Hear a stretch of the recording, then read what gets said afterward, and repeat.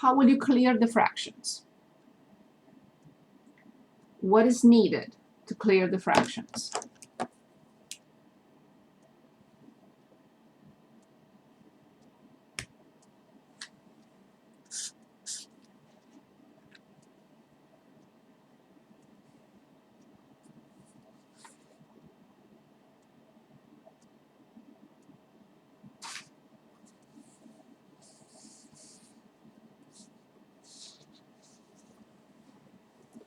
What is common denominator? Yes, which is, yes. At 16. So this 8. situation, it is 8. This situation is the following. These two are the same. This one is 1, which doesn't even count. And 2, I should say 8 is a multiple of 2. We do not multiply them if they have common factors. So the least common denominator is 8 because 8 is a multiple of 2. There is no need to multiply them. Will 16 work? Yes, but it's not the least common denominator. It will work.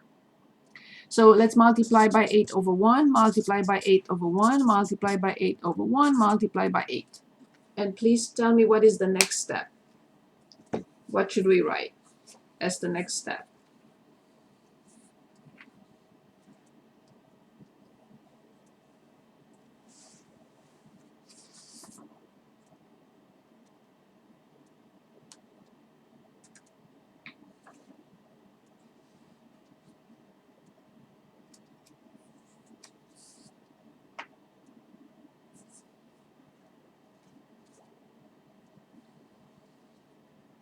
Please do not multiply before you simplify.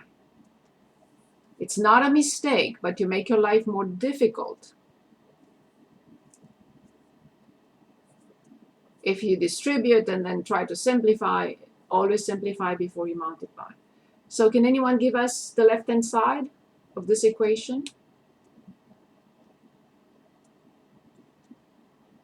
Is it 5x minus 10 minus 4x? Excellent. Here we see, thank you so much, Lindsay. So this goes away. Here I have negative 4x. Good. Can anyone give us the right-hand side, please? Will it be x plus 40? Indeed, we simplify 1, x plus 40. The reason why I write 1 all the time is because 8 divided by 8 is 1. 8 divided by 8 is 1. I don't want anyone to think that this is 0. That would be a terrible mistake. That's why I write 1 every time I divide.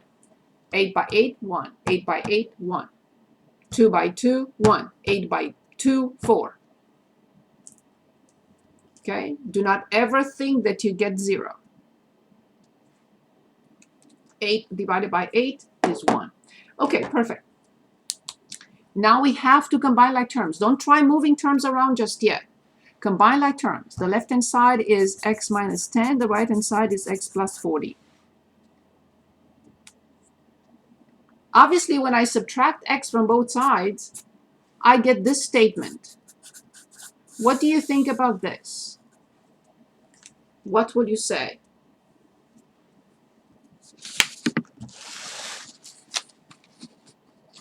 What type of equation is this? A contradiction. Yes. No solutions. False statement. False. Negative 10 is not the same with 40. Contradiction. The way we write this, one of the ways we write false, contradiction, no solutions, is using a Greek letter. The Greek letter is phi. And this phi signifies the empty set. There is no solution I can put in here. None. Empty. So you will see this and you cannot put anything in there because there are no solutions in Pearson, or you will see the Greek letter phi. We use a lot of Greek letters in mathematics. Okay. Let's look at another equation with decimal numbers. You must stop me when you have questions, please.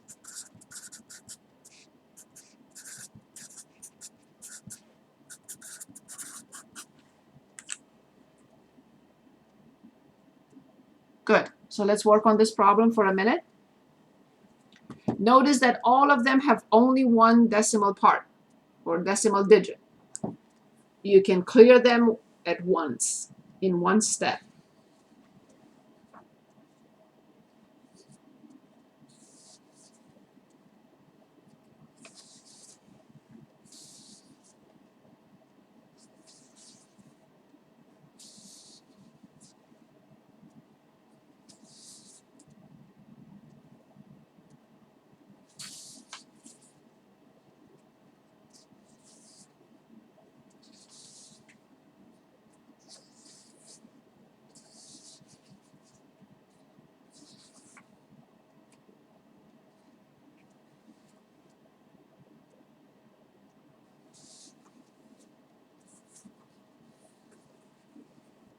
Can anyone give us the next step, and what did you multiply both sides by to? What I like to say to my students is clean it up. Just clean it up, please. Make it simple. Clean it up.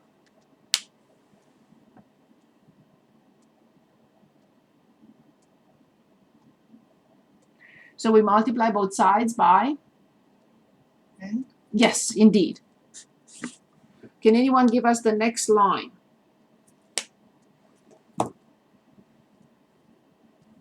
The next line, please.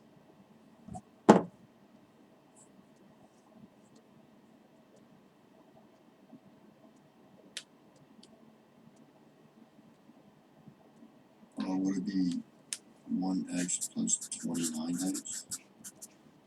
Excellent. 83 minus 17 plus 28x. Excellent. Now combine like terms on both sides, and then start moving terms around as you please. The left-hand side is 30x.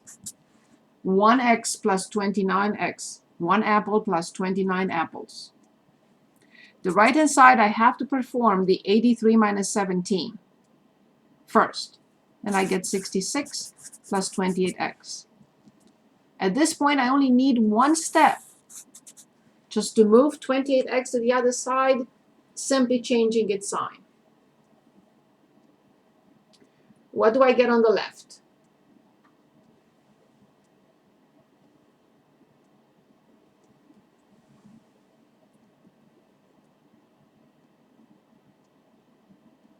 Anybody, please? What do we get on the left?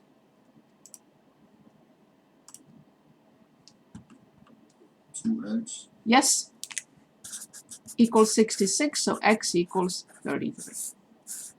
So this is a, what type of equation?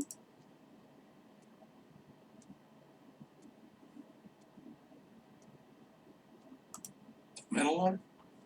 Yes, conditional. So it's true under a condition. What's the condition? So this is true under one simple condition, if x is 33. For anything else, it's false. So that's why it's conditional. Okay, I think we had enough for now. So let's continue with solving for a letter. And you can say, haven't we solved for a letter all this time? Yes, we have. Okay, solving for a letter, different. So solving, I would say maybe better, different models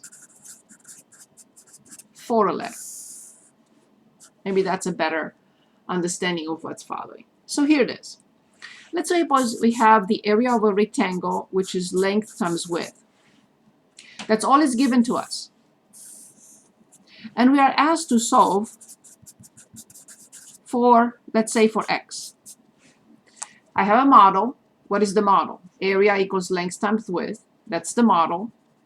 And they're specifying to us, you have to solve for a particular letter that we are indicating it. We are given. So we're told to solve for x.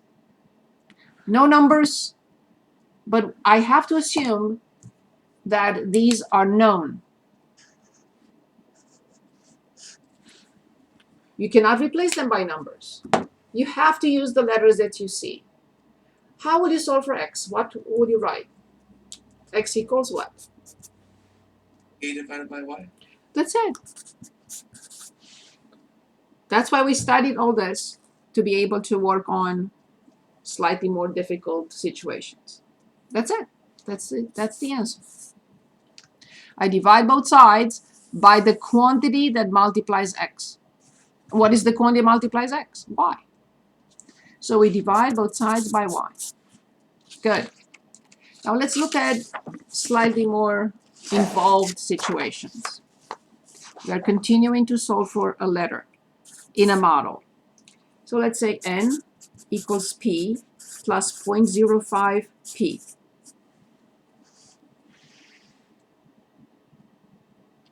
We're asked to solve for p. Yes, you can multiply both sides and eliminate decimal numbers. That's fine. Or not. Either way. N divided by 1.05? Correct. So we have to combine like terms. There is an imaginary 1 in front. So this is like me saying $1 plus 5 cents. $1 plus 5 cents. I have to add these because they are like terms. $1 plus 0.05. So this is indeed 1.05 p equals n. So therefore, in order to find p, one more time, what do we need to do?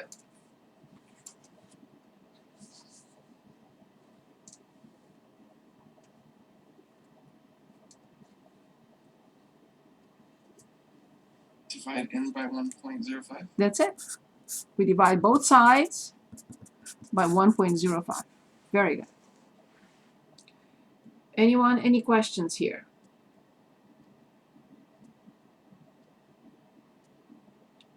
Anybody, any questions? Okay. Let's look at a trapezoid. What's a trapezoid? A small base, a big base, and two oblique sides. The small base and the big base are parallel to each other. These don't have to be the same in length. So here's an example, and of course there is a height.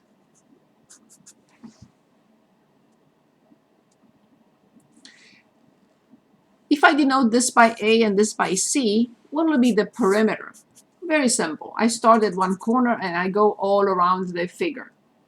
Uppercase B plus C plus B, lowercase b, and plus A.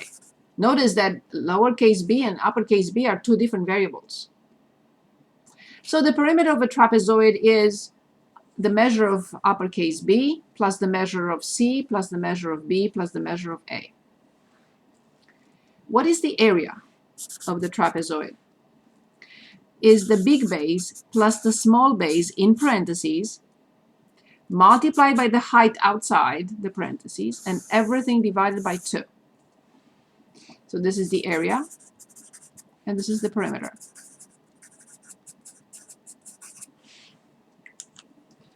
Let's suppose we are given some information about this trapezoid. They say that this is 3 yards. They say that the big base is 10 yards. They say that the height is 6 yards and 7 yards for A and 8 yards for C. They're asking us to determine both the perimeter and the area. So let's take a moment and find the perimeter and find the area. All I have to do is plug in those numbers, perform the calculations, and determine the perimeter and the area. And then I'm going to tell you what we need to do with the area later on as the third question.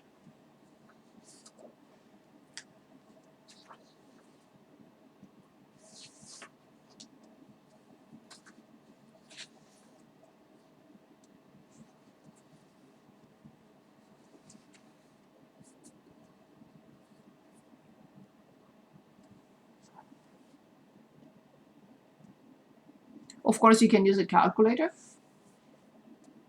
B plus C plus B plus A.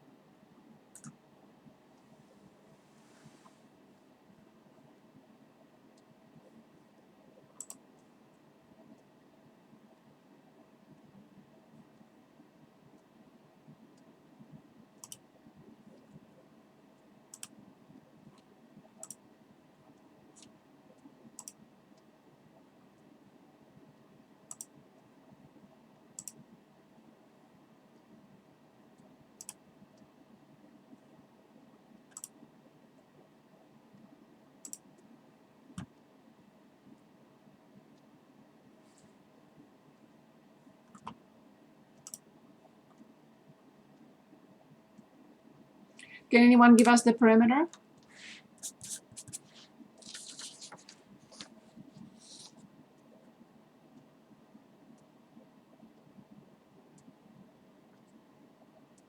Don't be shy, please.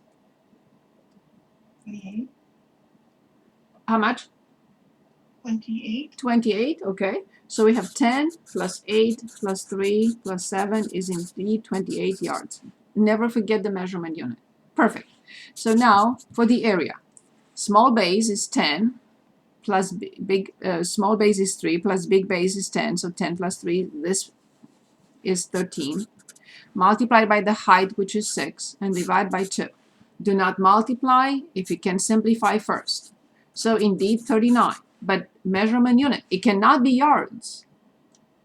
Because here we're adding and here we are multiplying quantities. Yards squared. Indeed.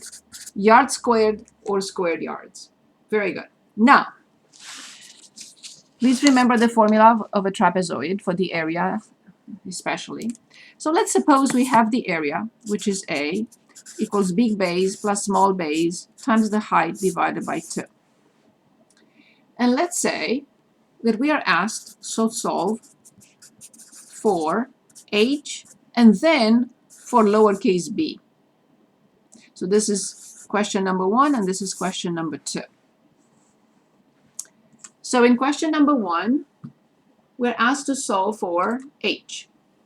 Okay, so this is the variable in the question.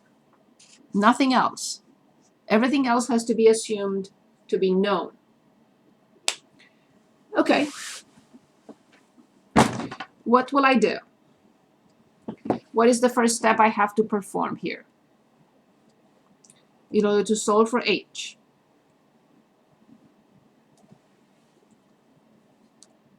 You have many ways of thinking about it. What is one way?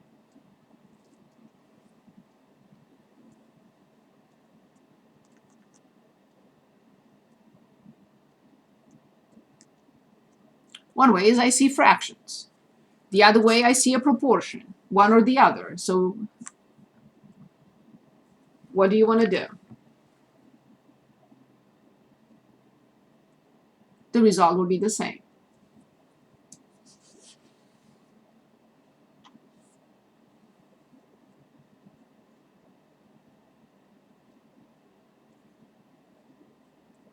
Anyone, please?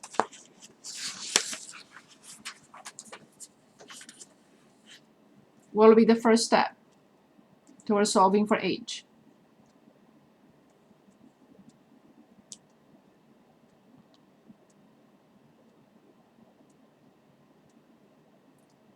Anybody, please?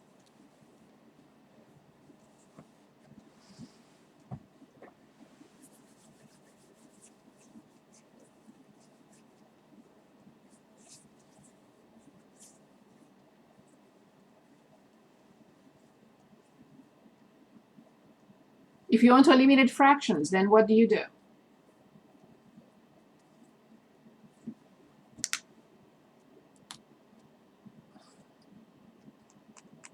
Anybody, please? Isn't it 13 times 2? We multiply both sides by 2. What do we get on the left-hand side? We have no numbers. This is all. This is the equation we have to face. We have to solve for age. There's nothing else. So what do we have after we multiply both sides by 2? 2a Yes? equals Yes. 2b. You cannot add uppercase b to lowercase b. They are not the same variable. You cannot touch those. Good. I'm solving for age. What do I need to do now? Distribute. I cannot distribute if I want to solve for age. I will destroy the whole thing. I'm glad that it's factored out. B plus b divided by 2. So this is a quantity that multiplies age, and I'm solving for age.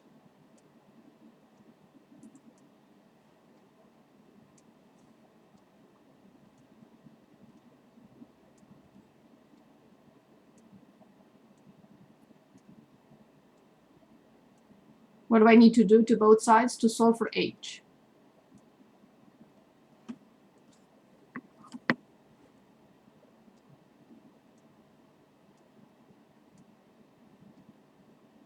If you have the equation 2a equals 5h, what will you divide by 2? Will you divide by a? Will you divide by 5? Will you divide by age? What will you divide by?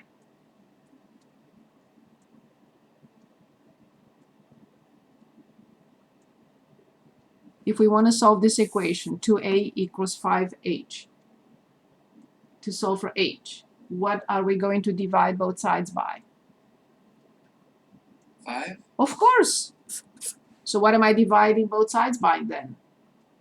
13. Where do I see 13 here? I don't see any B 13. plus b. I don't know. Exactly, you are dividing by b plus b. That's it. That's all you have. We have no numbers. We are given a model, a formula, and we are asked to solve for age. We don't have any numbers other than this little 2. There is nothing else that we can use. So we only have to we only have to divide both sides by the quantity that multiplies age, exactly as we did before.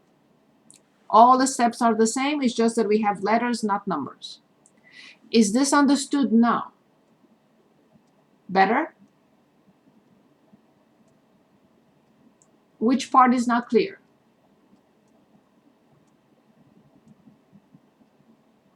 Go ahead, Rachel, please. I don't. First time ever doing it, I didn't understand how you set up the equation. I don't. This is a model that is given to us. It has no connection to anything else. We are given this model and we are told, assume everything to be known. You cannot replace it by any number. You have to solve this equation for age. First, we eliminated fractions. We got to this stage. And the final step is I have to divide by whatever multiplies age. That's exactly what we did here. To solve for p, we divided by whatever p had in front. To solve for age, we divided by whatever age has in front. You cannot touch b, you cannot touch b.